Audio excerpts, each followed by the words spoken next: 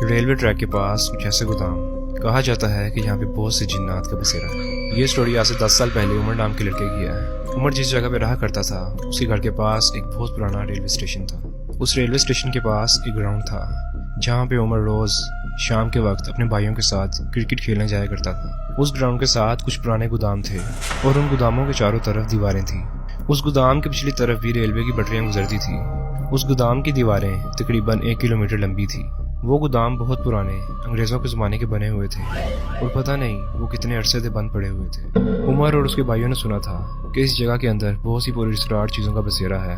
کئی بار لوگوں نے اس جگہ پر غیر انسانی مخلوق کو دیکھا ہے اور ان کی آوازیں سنی ہیں، اور اب اس گودام کے اندر کوئی بھی نہیں چاہتا تھا۔ ایک دن روز کی طرح عمر اپنے بھائیوں کے ساتھ وہاں پہ کرکٹ کھیل رہا تھا تو ان کی بال اس گودام کے اندر چلی گئی۔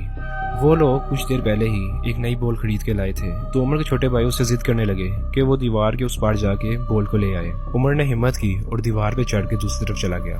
جب عمر اس گودام کے اندر گیا وہاں پہ بہت ساری بالز گری ہوئی تھی تو عمر نے ایک ایک کر کے ساری بالز اپنے بھائیوں کی طرف پھینکنا شروع کر دی۔ جب عمر نے ساری بالز باہر پھینک دی تو وہ گراؤنڈ میں جانے کے لیے واپس سے دیوار پہ چڑھ گیا۔ تو جب وہ دیوار سے گراؤنڈ کی طرف اترنے لگا تو اسے اچانک سے گودام کے اندر سے عجیب قسم کی آوازیں آنے لگیں۔ وہ آوازیں ایسی تھی جیسے بہت سے جانور اور انسان چلاتے ہوئے عمر کی طرف آ رہے ہوں۔ عمر یہ آوازیں سن کے بہت ہی ڈر گیا۔ وہ جلدی سے دیوار سے نیچے اترا اور اپنے بھائیوں کے پاس آ گیا۔ اس نے اپنے بھائیوں کو ان آوازوں کے بارے میں بتایا۔ اس وقت مغرب کا وقت ہو چکا تھا اور گراؤنڈ میں بھی کوئی بھی نہیں تھا۔ وہ تینوں ڈر کے مارے اپنے گھر واپس آ گئے تھے اور اس بارے میں انہوں نے اپنے گھر والوں کے ساتھ کوئی بات نہیں کی۔ پھر رات کو عمر گھر سے دودھ لینے کے لیے نکلا اور اس وقت تقریباً 9 بجے کا وقت تھا۔ وہ دودھ والی دکان اس گراؤنڈ سے تھوڑی سی دور تھی جہاں پر عمر کھیلا کرتا تھا، تو وہ اپنی بائک نکال کر وہاں پر چلا گیا۔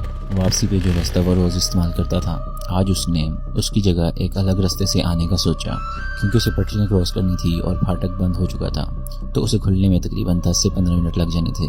تو عمر اس گودام کی دیوار کے ساتھ ایک کچا راستہ جو کہ ریلوے لائن کے ساتھ ساتھ آ رہا تھا وہاں سے اپنے گھر کی طرف آنے لگا۔ اس کچے راستے کے ساتھ تقریباً 1 کلومیٹر دور ایک پرانا پھاٹک تھا جہاں پر کوئی انسان موجود نہیں ہوا کرتا تھا۔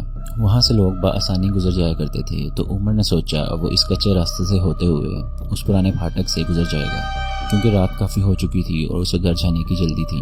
عمر جس کچے راستے سے آ رہا تھا اس کے پیچھے وہی گودام تھے، تو اچانک اسے اس گودام کے اندر سے وہی آوازیں آنے لگی جو اسے شام میں آ رہی تھی جب وہ بال اٹھانے گیا تھا۔ عمر گھبرا گیا اور اس نے اپنی بائک کی سپیڈ تیز کر دی۔ سپیڈ تیز ہونے کی وجہ سے عمر کی بائک ایک پتھر کے ساتھ لگی اور وہ نیچے گر گیا۔ بائک کی سپیڈ تیز ہونے کی وجہ سے جب وہ نیچے گرا تو عمر کا ایک ہاتھ فریکچر ہو گیا۔ عمر زمین سے اٹھا اور اپنی چوٹوں کو دیکھنے لگا۔ اس وقت آس پاس کوئی بھی انسان موجود نہیں تھا کیونکہ رات کے وقت کوئی بھی اس راستے سے نہیں آتا تھا۔ وہ بہت ڈر رہا تھا تو اچانک اس کی نظر اس دیوار پر پڑی۔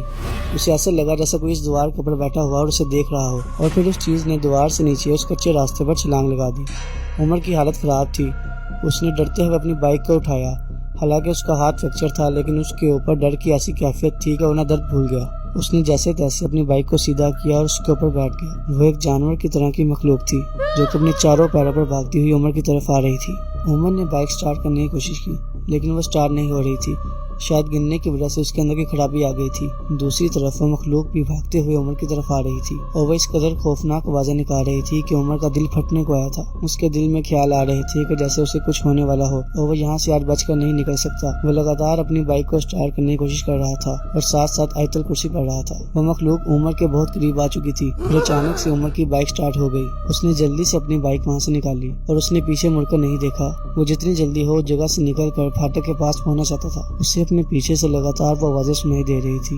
وہ جیسے تیسے کر کے اس پھاٹک کے پاس پہنچا اور اس نے وہ پھاٹک کراس کیا، اور پھاٹک کراس کرنے کے بعد وہ ایک دکان کے پاس جا کر رک گیا اور وہاں سے کھڑا ہو کر دیوار کی طرف دیکھنے لگا۔ اب اسے وہ مخلوق نظر نہیں آ رہی تھی۔ اس نے اللہ کا شکر ادا کیا کہ وہ وہاں سے بچ کر نکل آیا۔ اس دن کے بعد سے عمر رات کے وقت دوبارہ کبھی اس راستے پر نہیں گیا۔ تو کیسی لگی آپ کو یہ ویڈیو اچھی لگی اس ویڈیو کو لائک کریں اور شیئر کریں اور ہمارے YouTube چینل کو بھی جا کے سبسکرائب کریں۔